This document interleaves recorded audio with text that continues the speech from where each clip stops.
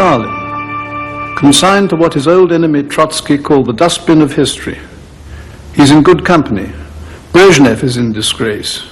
Even Lenin is no longer the hero he was. Leaders who ruled 100 Soviet nationalities, gathering dust in the cellars of a Moscow museum. Will Mikhail Gorbachev end up here too? I don't know. I do know that a bloody and extraordinary history has touched every one of his millions of subjects. It happened to them one at a time, and one at a time is how they are going to tell their country's story.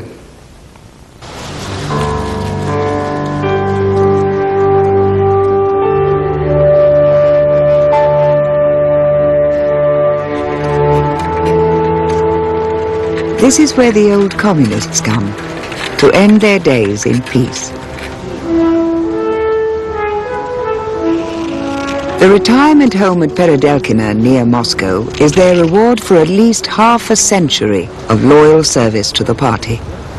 They've survived revolution, terror, war, and perestroika.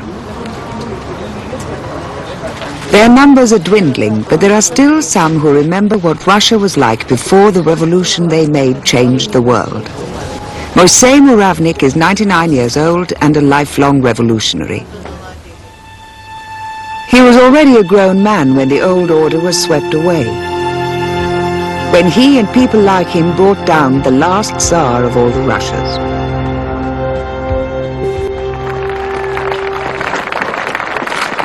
Nicholas II, the last Romanov, married one of Queen Victoria's 40 grandchildren.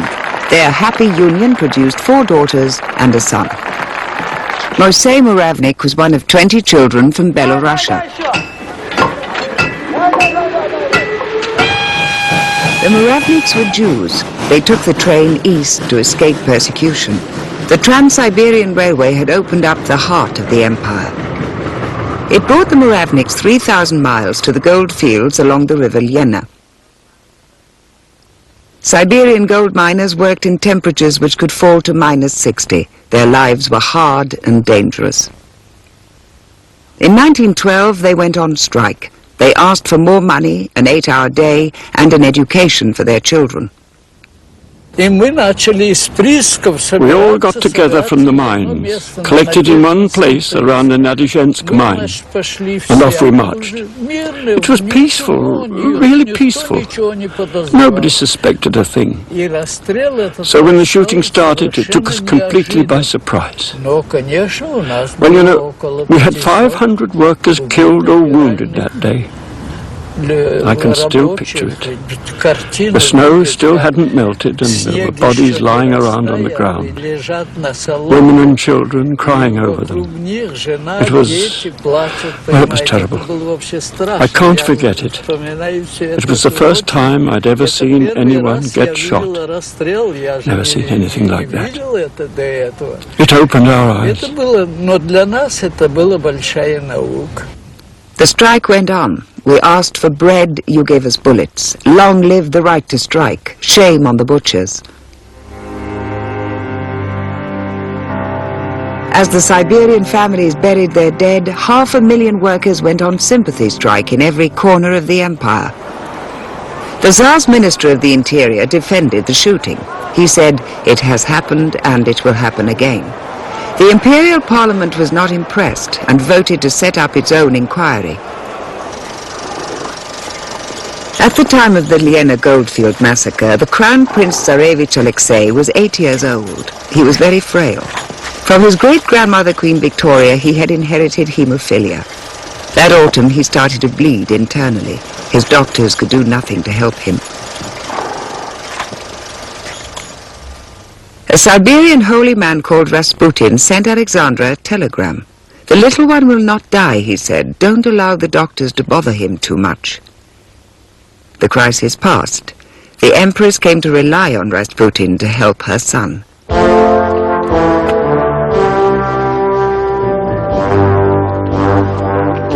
Whenever he was well enough, the little boy accompanied his father on affairs of state. They were filmed together at the celebrations marking the Tsar's 25th year as an army officer. But the serious nature of the child's illness was kept a closely guarded secret.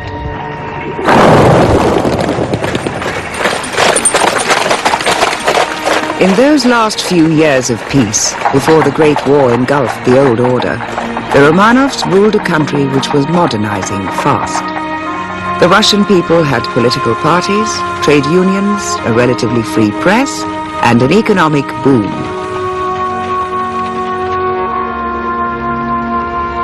So in the summer of 1913, it was a prosperous and self-confident city of Moscow which prepared to mark 300 years of Romanov rule. There were hundreds of Muscovites lined up on Pushkin Square that summer too. They came here out of curiosity to see whether reputation would match up to reality. They came to see the Tsar. That was the year the Tsar and Tsarina came to Moscow. I was still at school then, just a little boy, 12 years old, and I decided to come along here and meet the Tsar. There were crowds of people about. The street here was lined with policemen, and they weren't letting anybody onto the road. You know, I was only a small boy, so I climbed up a little tree. There used to be a tree just over there. Had a grand view of the Tsar and Tsarina parading by. I could see them bowing to the right and to the left, just like this. They gave a bow in my direction too, and I gave them a wave back, and that was the end of that. The watching crowds were less than friendly towards the imperial family. A scandal was brewing. Compromising letters from the Empress to Rasputin had been leaked. "All I want is to sleep, sleep forever on your shoulder, in your embrace," she wrote. My feelings were quite fierce, really. The Tsar seemed far away. He was the highest of the high, and we were the lowest of the low. August 1914, Winter Palace Square, St. Petersburg. Patriotic fervor as the Tsar announced war with Germany. Hostility towards him vanished. The French ambassador said, "To those thousands, the Tsar really was the autocrat, the absolute master of their bodies and souls." Rasputin wrote to the Tsar imploring him to stay out of the war. "Dear friend, again I say a terrible storm cloud hangs over Russia. Disaster, grief, murky darkness and no light. A whole ocean of tears, there is no counting them, and so much blood."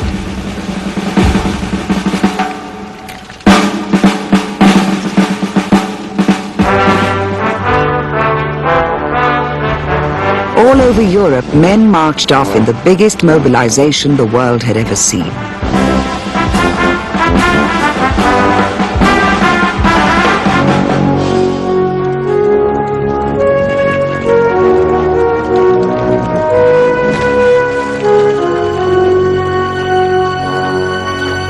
Nicholas appointed his uncle, Grand Duke Nikolai Nikolaevich, Commander-in-Chief of the Russian Armed Forces.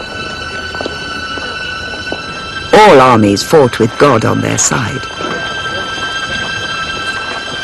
But there had been no war between the great powers since 1871.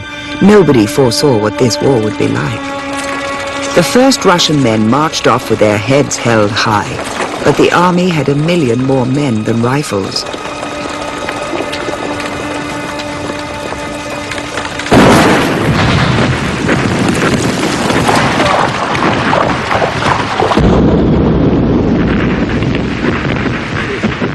The old soldiers at the Communist Party rest home were lucky to survive. In the first year alone, 4 million Russian soldiers were sacrificed. We fought for the Tsar. Well, that's what it looked like. But really, we were fighting to get the Germans off our backs. Your country is your country, no matter whether there's a Tsar up there or whoever. So that's why we fought. We fought for our country.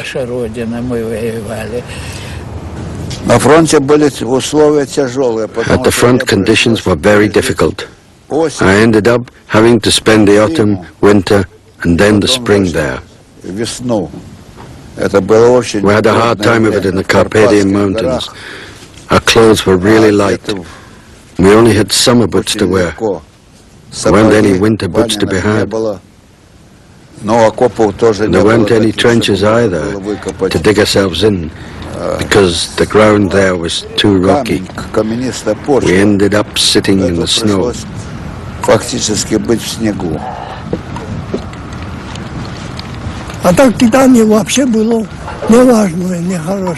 Rations were bad, and there was nothing of them. The soldiers just went hungry. The soldiers had to eat all together, 8 at a time, and all off one plate. In fact, soldiers had no rights at all.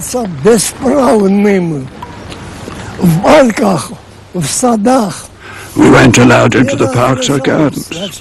You weren't allowed to take your dog in, and soldiers couldn't walk around in there either. It was written up above the entrance, no soldiers, no dogs.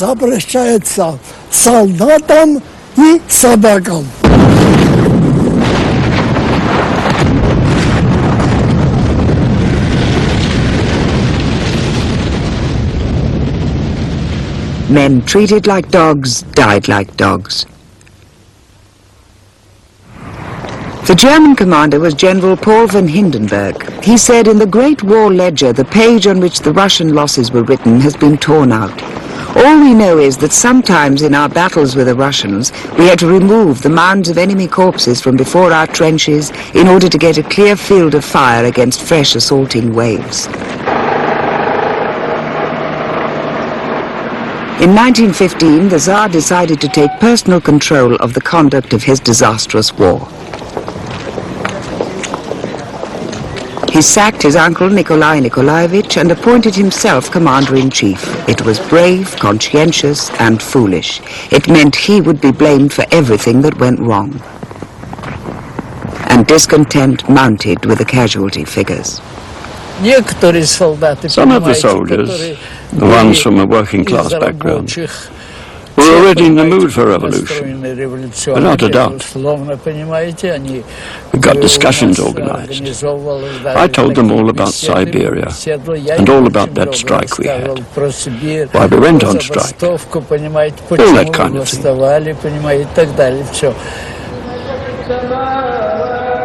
2,000 miles from the front line at the far end of the Golden Road to Samarkand, Soviet Uzbekistan. Mansour Safarov was there on the day in the summer of 1916 when the town of Zhizak refused to fight.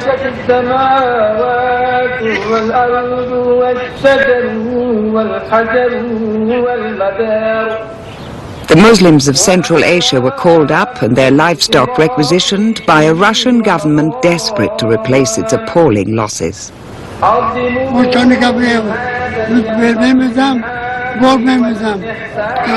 People said, we're not giving them anything, and we're not going. So we started this revolution. We wanted freedom. We said, this is our town, and we're not going to be called up by Tsar Nicholas.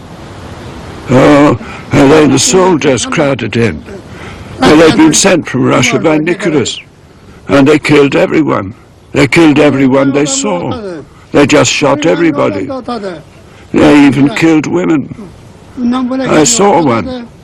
They tore her clothes off her and stabbed her bare body. They even took the women's daughters away.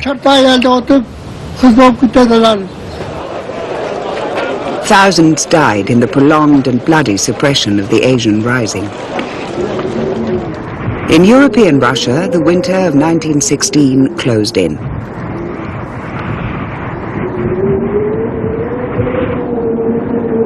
It was even colder than usual. Tempers were short, and the government held in contempt. A wave of strikes paralyzed the capital. There was no heating fuel, and bread was rationed. St. Petersburg had been renamed Petrograd to make it sound less German.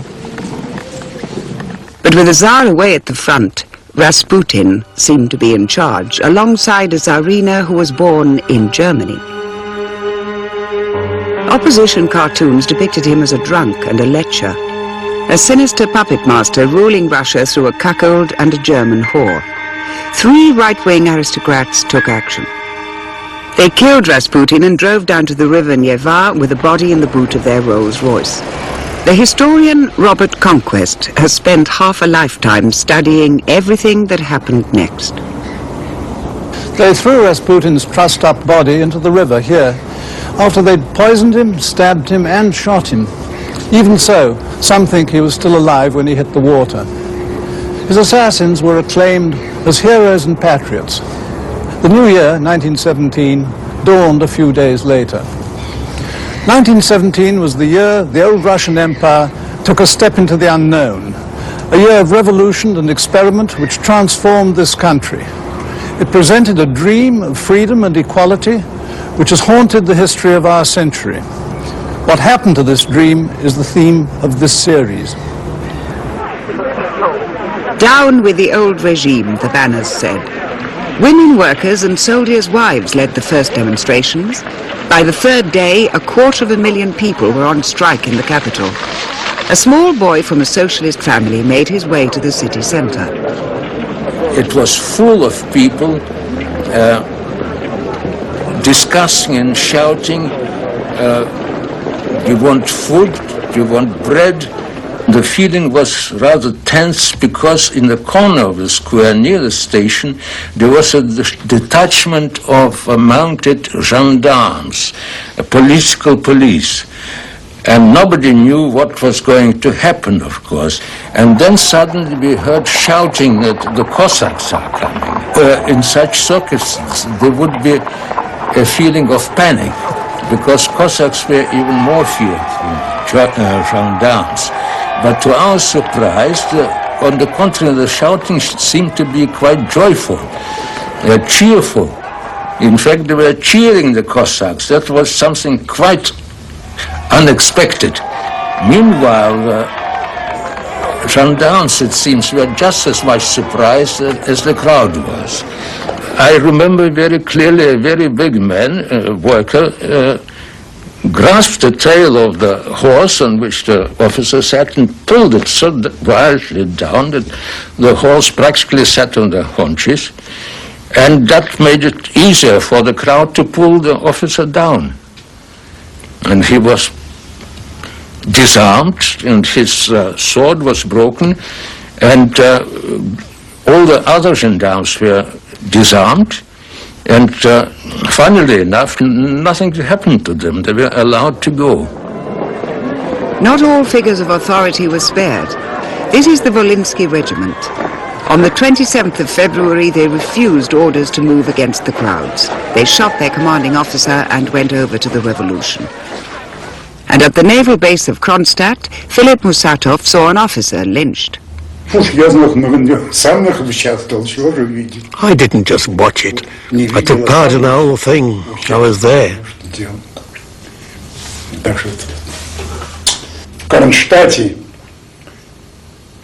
At Kronstadt, there was this admiral. He was commander of the whole fleet. We got him on Prepadin Square. We bayoneted him. We killed him. Of course, it was hard. I think even when you're faced with killing your worst enemy, it's the same thing. You can feel it's wrong. It was the same then, but what can you do? At the time, the situation was such that we didn't even think about it. It was just, come on, finish him off, kill him. The chief of the Petrograd military district telegraphed the Tsar. He reported the whole city in the hands of the revolutionists and all the government ministers arrested.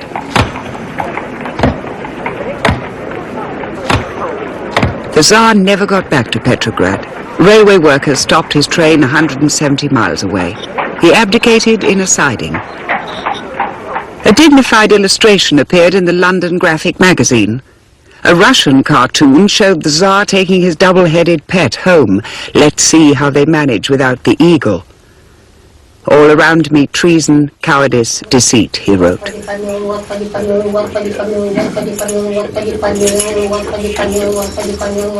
The protector of the ancient Orthodox Church was deposed with barely a murmur of protest. This revolution was unanimous. Father Alexander Trofimov, now in exile in Paris, was then an officer cadet.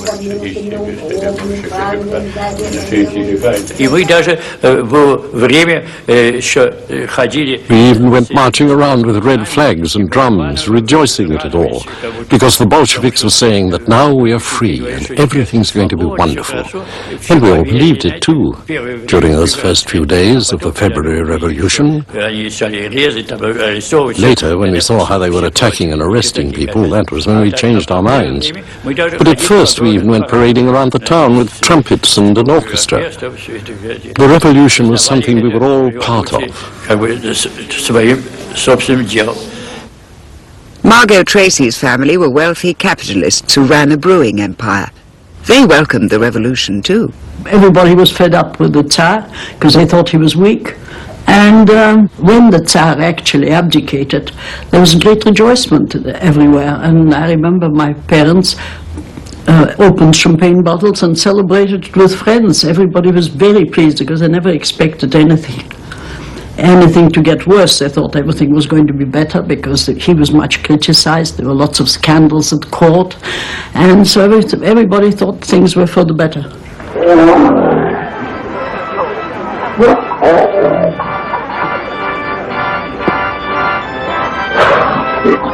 Even the circus joined the party as the streets of Petrograd erupted in celebration.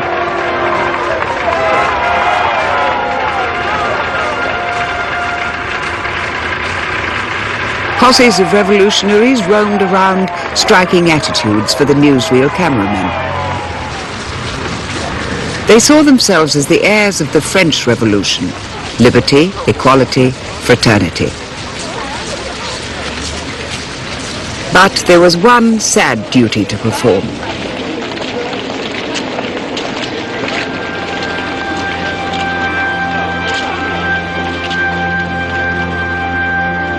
The violence had claimed almost 2,000 lives, and the solemn funeral of the fighters for freedom was the first great state occasion of revolutionary Russia.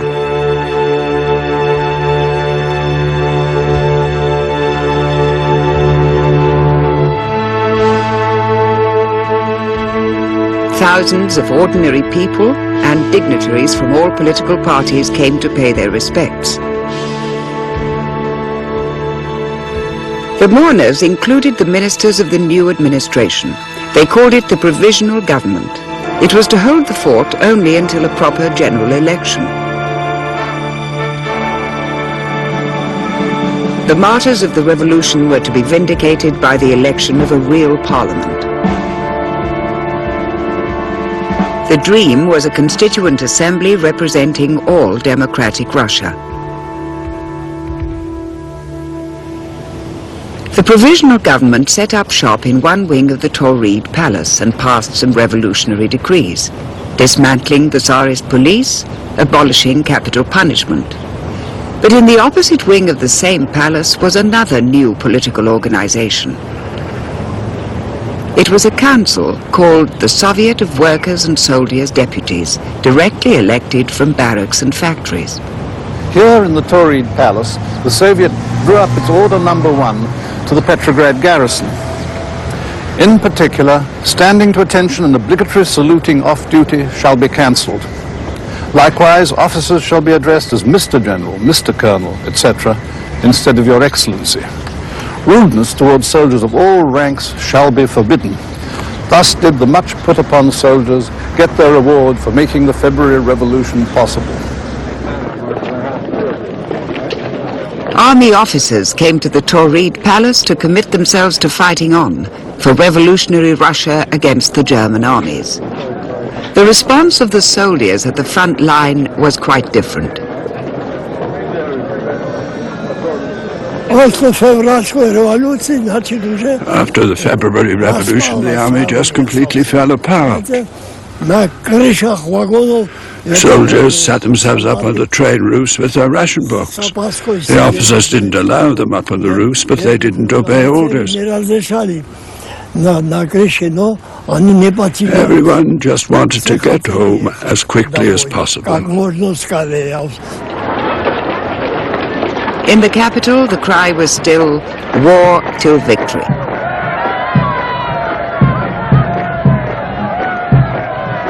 Demonstrating soldiers sent greetings to their comrades in the trenches, and they proclaimed, "Long live the Soviet," and "Long live the provisional government." But which of the two was really going to run the city? One man came forward to take a place on both organizations. Deputy chairman of the Soviet and Minister of Justice in the provisional government was a young lawyer called Alexander Kerensky. Years later, he said, between February and October, the revolution became a flood, and we could neither halt nor direct it.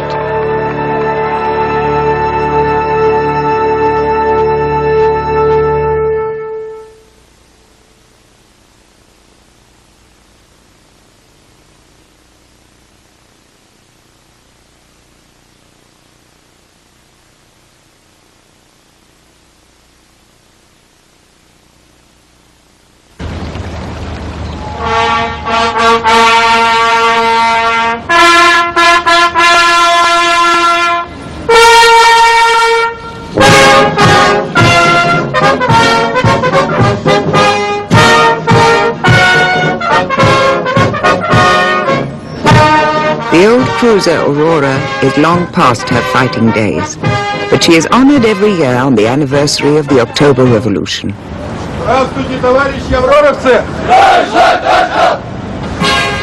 The Aurora is a symbol of the victory of communism, centerpiece of Admiral Suslov's anniversary review of the Baltic Fleet in Leningrad.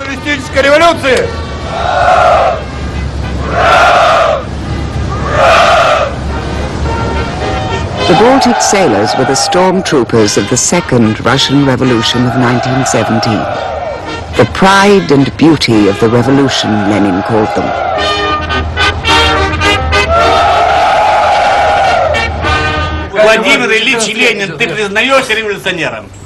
Every year, the naval officers invite elderly Bolsheviks to their anniversary party to share the celebration and pass on their revolutionary memories. Mikhail Sinazyorsky was there on the day in April 1917 when the exiled leader of a tiny Marxist party stepped off a train and changed the lives of everyone round this table. It was Easter Monday. The Finland station, Petrograd. It was a lovely sunny day. Us kids were hanging about on the street when we saw them. They were walking slowly along and turning from side to side to show off this placard to the crowds on the pavement. The sunshine had brought everyone out into the streets. They must have used tooth powder to write their placards. It was dripping everywhere. And what it said was this: "Comrades!" exclamation mark. "Arriving at the Finland station today, Vladimir Ilyich Ulyanov, in brackets, Lenin. Come and meet him." Lenin was a clever man, much the toughest of all the exiled professional revolutionaries. It was the Germans who sent him home. They were hoping he'd make trouble. A friend said he had eyes like steel shavings. None of us had any idea what Lenin would look like, because he'd gone abroad in 1907.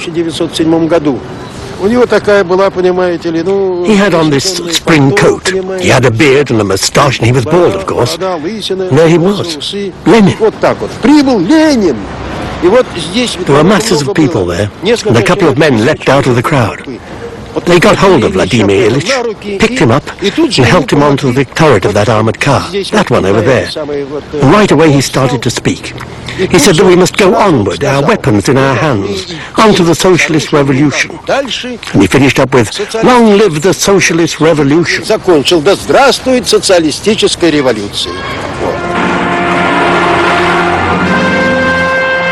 Lenin was the only man in Russia who thought his country was ready for socialism.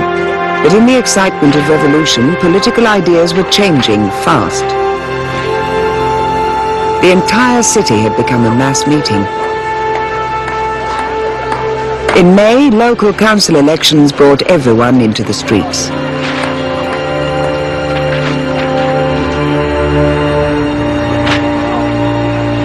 There was a bewildering choice of parties. Each was identified by a number to help the semi-literate voters to cope. On the far left, the Bolshevik wing of the Russian Social Democratic Party did well. Lenin's slogans were simple and compelling, especially for soldiers sick of the war. I remember them bringing this soldier up to the platform, and someone saying, "Go on then, speak up." And he said, "All right." Well, up until then, every soldier who had made a speech had started it, "Gentlemen." But this soldier, when he gave his speech, he said, "Comrades." There was a bit of a pause, and then he says, "Let's get it right. What are we doing calling each other gentlemen?" he says. And he points at this group of officers. "There's your gentlemen. And do you know, comrades, who the Bolsheviks are?" Well, a chorus of soldiers replied, "No, no idea. The Bolsheviks demand an end to this bloody war that's no use to anyone." "Oh, don't tell me you want it to continue." So once again a chorus of soldiers. "Down with the war. Long live the Bolsheviks." From that day on, I called myself a Bolshevik. I was a real Bolshevik. But Bolshevism, I didn't have a clue what that was all about.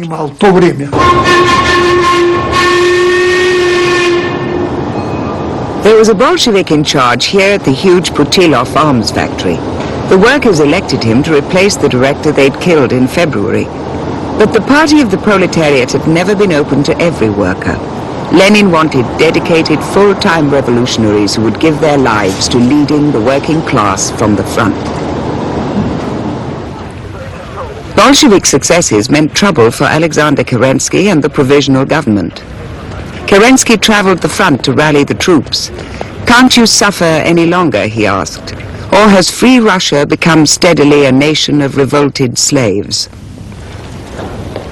Kerensky approved the organization of a women's death battalion, hoping the image of their shaven heads would shame Russian men into fighting.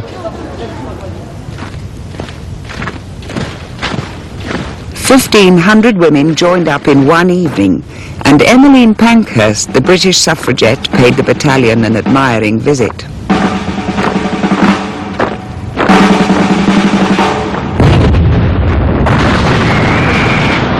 In June, Kerensky launched Russia's summer offensive against Germany. It was an embarrassing flop.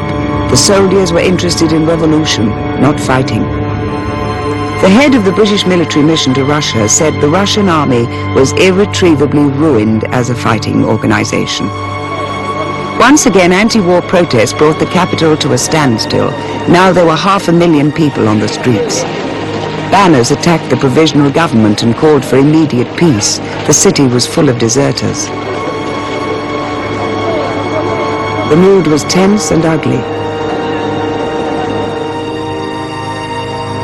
July, a fumbling attempt by the Bolsheviks to seize power was put down by troops sent by the Soviet. Kerensky wired from the front, "Arrest the enemies of the people and counter-revolutionaries." Lenin shaved off his beard and fled the city on false papers. Scandal broke over the heads of his comrades. Sometimes the arguments got so heated they ended up in fisticuffs. Children fighting. They'd be shouting, "You're following Lenin, and Lenin's a German spy. The Germans have bought him for money. They sent him back to Russia on purpose. He's a traitor to Russia, and you're following a man like that. Someone who can only bring unhappiness to Russia."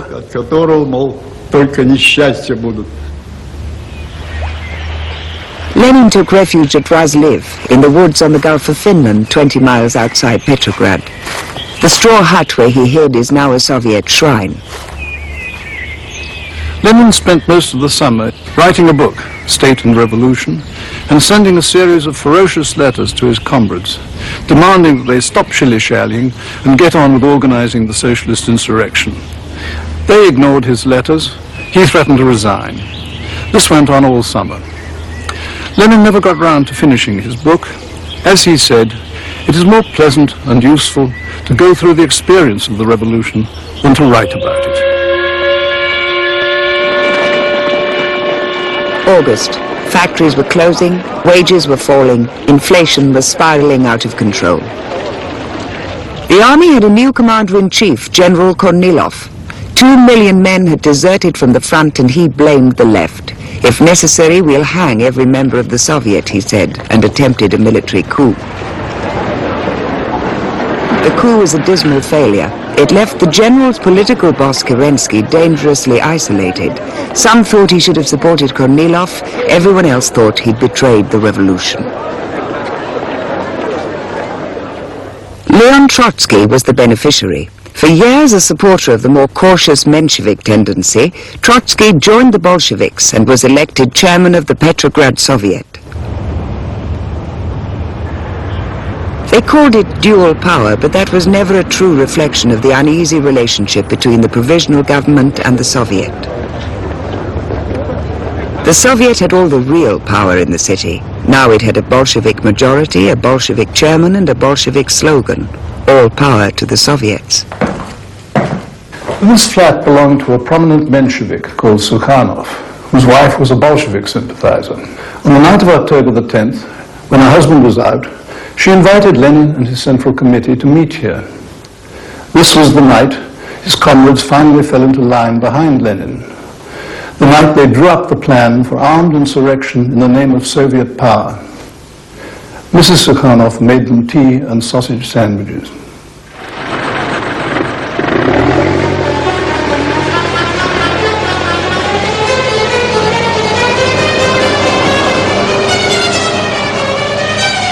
This is the way the Russians remember the October Revolution. This heroic reconstruction was a piece of street theatre filmed to celebrate a revolutionary anniversary. The truth was less dramatic.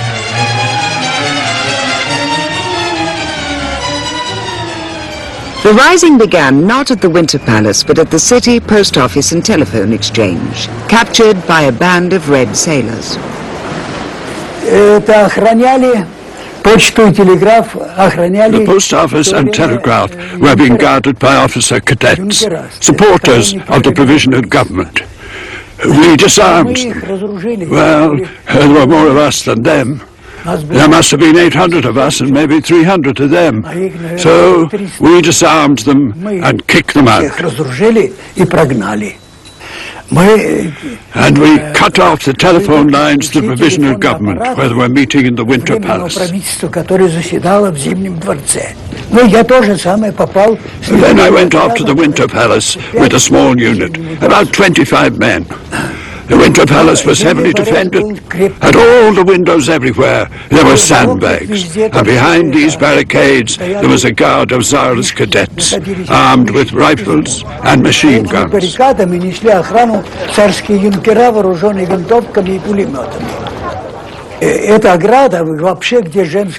was one point defended by the Women's Death Battalion, the most vulnerable spot. The only place that we could take. We thought if we went into the attack all shouting, hurrah, they wouldn't shoot at us. Then we would somehow scramble past their defenses and get into the Winter Palace that way.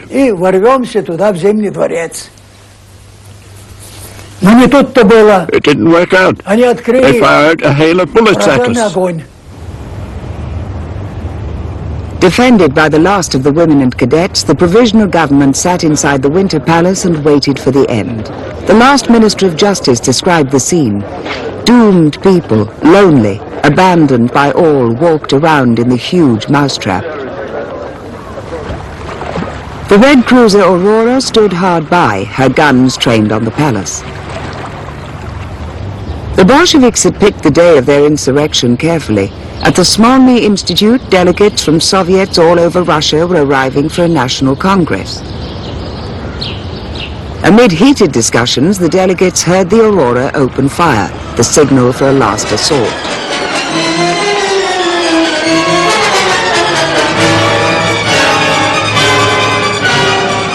The storming of the Winter Palace. In reality, it was dark. It was foggy. There were no film cameras. There was hardly any resistance. 5 soldiers and 1 sailor died. I got to the palace a bit later.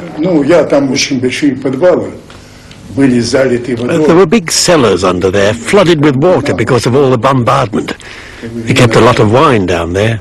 Old wine, 50, 60 years old. Our sailor lads, they'd got into the cellars and were going along the wine racks.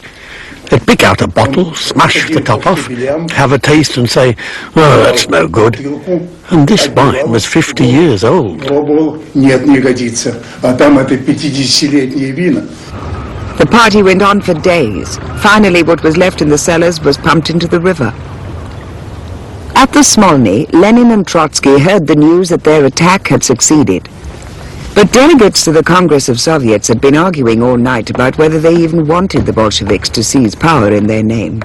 Lenin walked into the great white ballroom to make his announcement. By 10 in the morning, most of the delegates who opposed the coup had given up and left.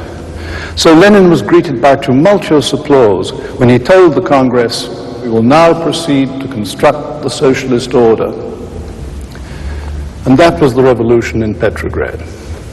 Even Trotsky felt it was a little unexciting.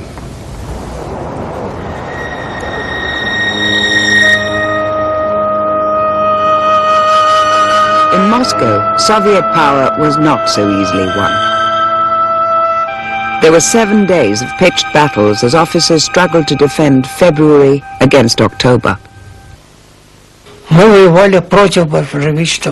fought the Bolshevik government.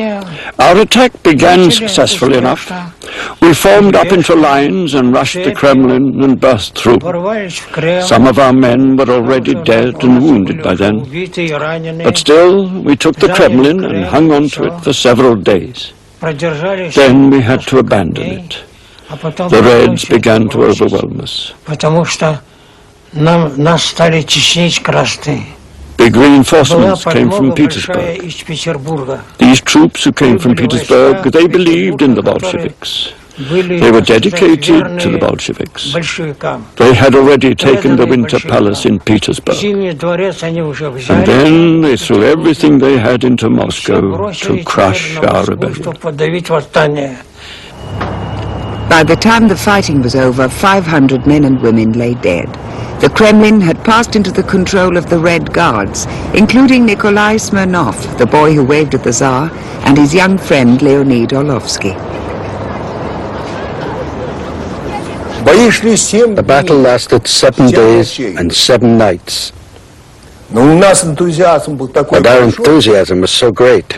More and more people kept coming across to join us. People were killed. People were wounded. Of course I was afraid for my life. I tried not to get in the way of the bullets, tried to stay alive. We knew we were going to our deaths because we were making a revolution. And the older workers did look after me.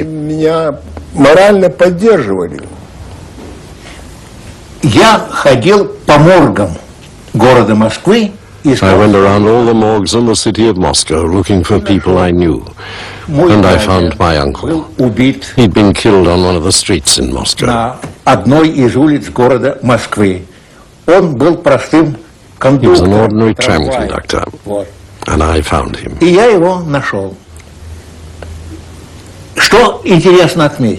The interesting thing is that he still had his watch, his money, his wallet. He hadn't lost anything.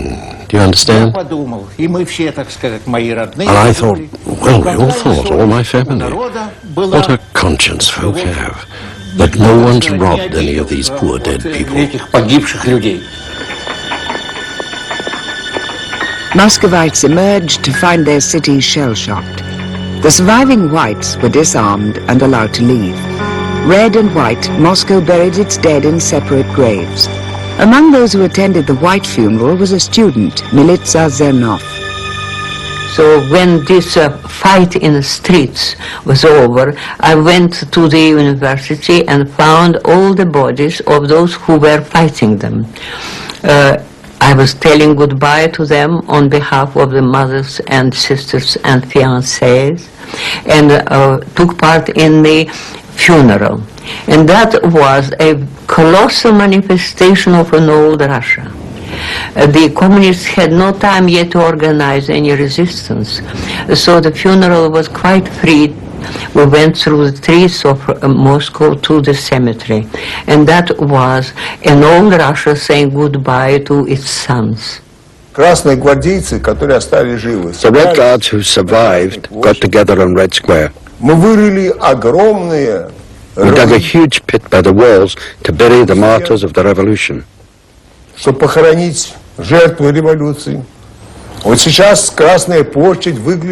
These days, Red Square looks beautiful all around the Kremlin walls. But then it was just a great big pit. People brought coffins here from all over Moscow. Some of the coffins weren't painted at all, just bare planks.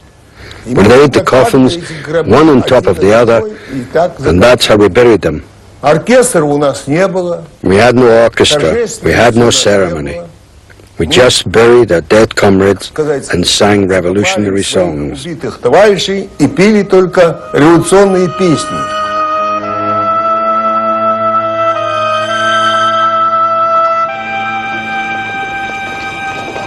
Petrograd, the Smolny was now headquarters to Lenin's revolutionary Soviet government. The soldiers had been promised peace and land, and the Bolsheviks were as good as their word. The Great War was still going on. Trotsky went off to negotiate peace with the Germans for his army of peasants in uniform. The soldiers' families had spent the summer taking land from their landlords by force. The Bolsheviks legalized the seizures. About that time, this former Bolshevik came back to our village. He'd been in exile. He got all us young people together and he said, "Right, lads, the Bolshevik Party has got a slogan. Shake the crows out of their nests." And what it means, he explained, what it means is, we're going to take the land away from the landowners. The first thing we did was to get a group together. Must have been 50 of us. Well, when we got to this landowner's estate, it was burning. Someone had set fire to it. All the cattle were let out. People took a calf or a horse, whatever they could lay their hands on. I didn't take anything. Somehow I just couldn't bring myself to steal.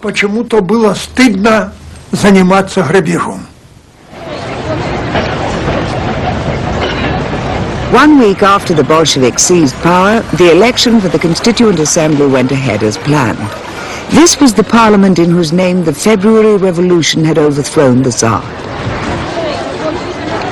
A peasant party called the Socialist Revolutionaries expected to win a majority. 40 million people cast their votes, only a quarter of them for the Bolsheviks. The Constituent Assembly met in the Tauride Palace. The Peasants' Party had indeed won a majority of the 800 seats, but their organization was hopelessly split. It was all too late. Red sailors stood in the balcony, their guns trained on the delegates below. After a few hours of barracking, they lost patience. "That's enough of that," they said, and closed the assembly down. It was an undignified end to the dreams of a generation of revolutionary Democrats. The Bolsheviks had ridden roughshod over the votes of millions. Russia's infant parliament had lasted just one day.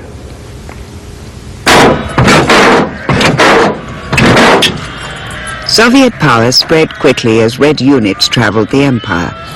They reached Kazakhstan, close to the Chinese border. One day, about 20 soldiers just turned up in our village. Bolshevik soldiers. The elders were pleased. They said, so we're going to have a Soviet government. They'll help our poor people, our orphans and our old folks. We're all going to enjoy a long life. There is no better government than the Soviet government. The Soviet government will be honest and just.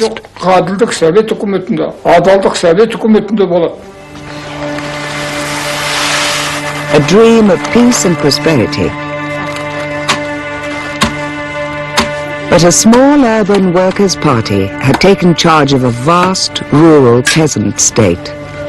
The Tsar had reigned over 100 different nationalities. A bloody civil war lay ahead to secure the horizons of the Soviet Empire.